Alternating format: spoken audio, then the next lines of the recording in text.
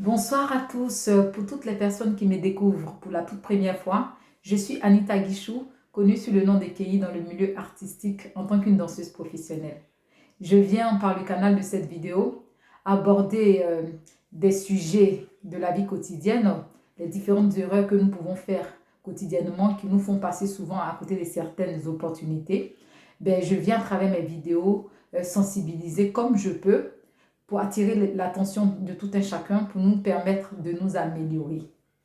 Donc, le thème de mon sujet en ce jour, c'est les préférences des parents. Mon intervention va se faire sur 3 volets. Le premier volet, c'est les préférences des parents vis-à-vis des enfants envers d'autres enfants dans la maison. Le deuxième volet, c'est les préférences des parents entre les gendres et les belles-filles. Le troisième volet, c'est les préférences des parents vis-à-vis des enfants qui ont plus de moyens ou qui ont un rang social plus élevé que les autres frères. Sans plus tarder, je vais rentrer dans le vif de mon sujet.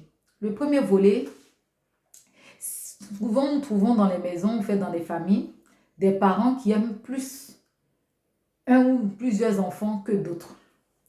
Donc souvent nous entendons ce genre d'expression. Jolina, Jolina mon cœur, Jolina ma fille chérie. Ah, je t'aime trop. Tu sais que tu es la plus belle de la maison, non? Tu es plus belle que X, Y, tout ça. Et tout ça, c'est en présence des autres frères. Ou encore, on entend de l'autre côté là-bas. Loulou, tu es mon trésor, tu es mon cœur, tu es ma raison de vivre, tu sais. Tu es la meilleure, tu es la plus belle que tout le monde dans la maison. Et tout ça, c'est en présence des autres enfants. Donc, sans nous en rendre compte, nous créons des blessures dans la maison vis-à-vis de nos propres enfants. C'est-à-dire que nous créons non seulement des blessures, mais des sentiments de haine des enfants vis-à-vis de leurs autres frères. Souvent, ces personnes qui sont négligées, moi je vais les énumérer comme des petits vilains canards. C'est-à-dire que les petits vilains canards, des enfants qui sont en retrait, qui sont peu aimés dans la maison. Quand souvent ces enfants-là font des erreurs, on les sanctionne, on les punit, on leur donne des fessées, tout. Et souvent, même quand ils sont en punition, ils ont les autres frères qui sont les préférés de la maison qui viennent les narguer. Tu es puni, les belles et loups, regarde, on t'a puni. Et tout ça, le préféré est en train de faire en présence des parents. Les parents n'attirent pas l'attention, ne corrigent pas l'enfant, le bien-aimé, qui est en train de narguer au fait son frère. Ou souvent même le frère en train de, comment dirais-je, même venir tirer les oreilles de son frère qui est en punition. Et tout ça, c'est en présence des parents, ils ne disent rien. Et quand l'enfant se plaint pour dire que papa ou maman, il est en train de tirer mes oreilles, mais il est en train de me tirer la langue, mais il est en train de faire ça, les parents vont crier là-bas pour dire reste au coin là-bas, tu n'as rien à dire. Et l'enfant se retrouve avec double blessure au fait dans le cœur. Non seulement il est en train de subir la punition des parents, plus le frère qui vient le narguer, qui lui tire les oreilles ou la langue. Et nous créons ce genre de blessure dans le cœur des enfants. Et à la longue, les enfants, plus tard, s'en prennent à autrui, deviennent des psychopathes ou ils s'en prennent à la société, ils deviennent des sociopathes ou des enfants conflits avec la loi qu'on appelle communément en Afrique, en Côte d'Ivoire précisément, les microbes. Vous comprenez? Donc, il faudrait que les parents que nous sommes, nous essayons de changer au fait la mentalité que nous avons, voilà, vis-à-vis de ces enfants. Parce que sans nous en rendre compte, nous sommes à l'origine même des blessures de nos enfants depuis l'enfance. Donc moi, je voulais attirer l'attention de tout et chacun sur ce côté-là, pour qu'on essaie de changer ce genre d'attitude-là. Donc ça, c'était le premier volet. Le deuxième volet, les préférences des parents vis-à-vis des gendres ou des belles-filles. Nous pouvons trouver dans une famille des enfants qui sont en âge de se marier, c'est-à-dire 5 gendres ici, 5 belles-filles. Nous avons des parents qui préfèrent 4 gendres ici, qui préfèrent, et le 1 qui reste là, c'est que le 5e gendre, il est le rejeté. Ou nous avons de l'autre côté là-bas, 4 belles-filles qu'on préfère et une qui est rejetée là-bas. Et quand il y a des repas de fin d'année, de famille ou bien à n'importe quelle cérémonie, quand on regarde ces familles-là, l'atmosphère n'est vraiment pas présentable au fait. C'est qu'on sent qu'il y a une discorde, on sent qu'il n'y a pas de l'harmonie au fait dans cette famille-là. Donc vous voyez, changeons de mentalité. C'est que si nous aimons nos enfants et que nous les élevons ensemble, il faudrait que quand les enfants sont en âge de se marier, on adopte les enfants qui viennent, les personnes qui rentrent dans la famille pour se marier au même niveau. C'est que si on a 5 gens ici, là, on aime les 5 gens de la même façon.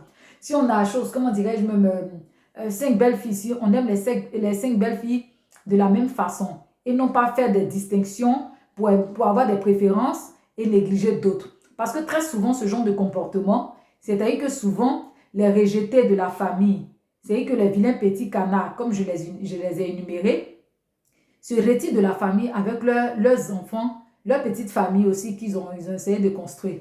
Ils s'éloignent de leur famille. Et c'est lorsqu'il y a des obsèques ou bien il y a une réunion de famille ou bien un truc, c'est là souvent cette personne-là va venir aux obsèques de ses parents ou même ne pas venir du tout aux obsèques. Et arrivé là, on vient se jouer au Mexique après la mort pour mettre une pierre tombale pour dire tu comptais beaucoup pour moi. Pourquoi on n'a pas profité étant vivant là, se donner de l'amour s'unir. Et ce qui me cœur dans cette histoire est que parmi les enfants les plus chouchoutés, il n'y a pas une personne qui fait preuve de sagesse là-bas pour attirer l'attention des autres membres de la famille, c'est les autres frères qui sont les préférés pour dire que non, vous n'avez pas constaté depuis notre enfance là, aujourd'hui on en a âge de comprendre, nous sommes majeurs, la manière que papa et maman se comportaient envers notre soeur là ou envers notre frère là, ça ne nous plaît pas, on a grandi, qu'on arrête tout ce genre de comportement. Allons-y, vous rencontrez papa et maman pour leur dire, il faudrait qu'ils nous traitent de la même façon. Il n'y a pas un membre de la famille parmi les préférés qui fait preuve de sagesse parce qu'on a élevé les enfants avec cette mentalité-là, que comme quoi ils sont préférés et l'autre est rejeté. Donc, changeons de mentalité, c'est de ça qu'il s'agit. Donc, moi, je traite les sujets pour appeler les choses par leur nom, nous mettre devant les faits. Et puis, choses, comment dirais-je, même nous conseiller pour nous amener à nous améliorer dans la vie. C'est de ça qu'il s'agit. Parce que, mine de rien, ces personnes qui sont rejetées là, hein, souvent même là, ils ne donnent plus de nouvelles à leur famille. Non, quand on est une famille, il faudrait qu'on soit unis. Il n'y a rien de tel, c'est tellement magique et mignon de voir quand il y a des repas de famille, même ou en dehors même de la famille, les gens se rencontrent, ils font des manifestations ensemble, où les belles filles se rencontrent, entre elles les rivales, il y a une ambiance, il y a de l'harmonie. On ne peut pas avoir des préférences d'enfants ou de petits-enfants et négliger d'autres petits-enfants et d'autres parents. C'est pas vraiment gentil, c'est pas sage de la part des parents. Donc c'était le sujet que je voulais attirer, c'était l'attention des parents que je voulais attirer sur le sujet. Donc le troisième volet, ce sont les parents qui accordent plus d'importance aux enfants qui ont les moyens ou un rang social plus élevé que les autres membres de la famille.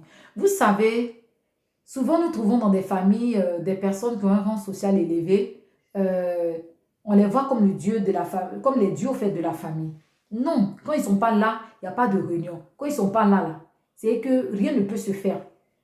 Et tout simplement, ce sont les parents qui engendrent ce genre de trucs. Souvent, dans leurs propos, ils frustrent les autres enfants, en fait, qui ont un niveau social inférieur à leurs frères. Parce que quand ils doivent se rendre aux réunions, Y là n'a qu'à venir parce que c'est cette personne-là même là qui relève l'honneur de la famille ou qui fait ci, qui fait ça. Donc, quand à chaque fois les autres frères entendent ça là, ça peut créer des sentiments dans le cœur des enfants là, de ces enfants-là vis-à-vis de leurs frères pour avoir une haine envers leurs frères. Vous comprenez? Et souvent, il y a deux volets, il y a deux cas. C'est-à-dire que le premier cas, souvent, quand les parents se comportent comme ça en présence des autres enfants, en présence de celui qui a un niveau supérieur, ben, ça lui donne la grosse tête et puis il nague ses autres frères. Ou soit le deuxième cas, c'est que cette personne qui a les moyens que ses autres frères ignore les faits, mais c'est le comportement que les parents ont dans les coulisses, en présence des autres frères là. Et puis, chose comme on appelle même ce dernier là, il ignore, il a l'habitude d'apporter, comment dirais-je même, son soutien à ses frères sans avoir même d'arrière-pensée. Il se comporte bien, il n'est pas orgueilleux envers ses frères. Mais c'est le comportement, l'attitude des parents qui engendre des sentiments de haine vis-à-vis de leurs choses, comment dirais-je même, de leurs frères. Vous voyez, dans la Bible, il y a l'histoire de Abel et Caïn. C'est-à-dire Caïn n'était pas quelqu'un qui détestait à l'origine son frère Abel. Le sentiment de haine chose qu'on appelle même, est né comment? C'est-à-dire quand les deux frères sont allés faire une offrande au Seigneur, le Seigneur a approuvé l'offrande au fait du frère Abel et n'a pas approuvé l'offrande de choses du frère Caïn. Et il s'est avéré que le fait que le Seigneur n'a pas approuvé les offrandes de Caïn, ça crée un sentiment de haine vis-à-vis de son frère, au fait, Abel. Donc, qu'est-ce qu'il a fait? Il lui a ôté la vie. Il s'est dit, quand il va venir prochainement faire choses comme on appelle les offrandes, il n'aura pas les choses comme on appelle même de problème en cela. Le Seigneur sera dans l'obligation de prendre son offrande. Donc, c'est ce qui nous fatigue humainement parlant. C'est que les parents souvent posent ce genre d'attitude, de comportement qui peut emmener les autres frères à créer un sentiment de haine vis-à-vis des autres frères, de ce frère qui a les moyens ou le rang social plus élevé. Et on peut même, c'est que ces frères-là peuvent aller vouloir ôter la vie de ce frère ou avoir ce sentiment de haine pour pouvoir aller salir la réputation à l'extérieur ou même dans le travail. Nous avons plein de témoignages dans le travail au fait de ce frère en question pour pouvoir vraiment salir sa réputation, pour vraiment lui faire perdre son travail, pour qu'il retombe vraiment à un niveau comme eux, pour que les parents ne puissent plus mettre, comment dirais-je même, son nom en hauteur dans la famille. Vous voyez donc, changeons un petit peu de mentalité. C'était le sujet que je voulais traiter aujourd'hui. Donc, revoyons ça. Donc, en conclusion, ce que je peux dire, je veux bien comprendre que chaque parent a une histoire avec leurs enfants. Chaque femme a une histoire particulière avec sa grossesse. C'est-à-dire qu'elle peut être enceinte et puis, chose comme on appelle, elle peut être des choses comme on appelle même rejetée par l'auteur de sa grossesse. Et elle rame avec sa grossesse toute seule ou pour des soucis de santé, ben, elle essaie de s'en sortir comme elle peut pour mettre au monde cet enfant-là. Donc, quand cet enfant naît, elle a tellement d'amour à apporter à cet enfant-là que peut-être qu'elle ne s'en rend pas compte ou peut-être qu'elle s'en rend compte. C'est pour ça que moi, je vais attirer l'attention des parents sur le sujet au fait. Donc, ça fait que, chose comme on appelle même ces personnes-là, tiennent ce genre de propos sans s'en rendre compte, ils frustrent d'autres enfants. Donc, essayons de faire plus attention quand on a plus d'un enfant dans la maison. Parce que sans s'en rendre compte, on crée des sentiments dans le cœur de ces enfants. Si on doit punir des enfants ou on doit donner des choses aux enfants, que ça soit de façon équitable pour éviter ces sentiments-là de haine à la longue.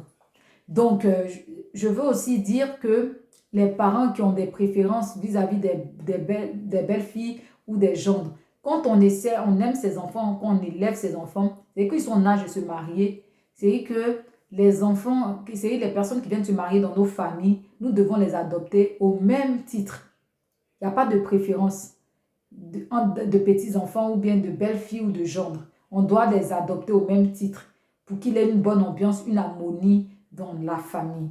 Donc, les parents aussi, ce que je peux dire aussi pour les parents aussi, qui essaient de mettre les enfants qui ont un niveau, qui ont des moyens ou un niveau social plus élevé que les autres, de vraiment prendre ces enfants au même titre, tout ça pour éviter qu'il ait cette rancune de Caïn dans le cœur des autres frères qui ont un niveau social plus bas que leurs frères. Donc, c'est ce que je voulais traiter aujourd'hui. N'hésitez pas à mettre en commentaire vos différents avis sur le sujet, à partager au maximum cette vidéo. Et puis voilà, si vous avez d'autres sujets dont vous souhaitez qu'on en parle, ça sera avec plaisir. Je vous dis merci et puis bonne soirée. Au revoir.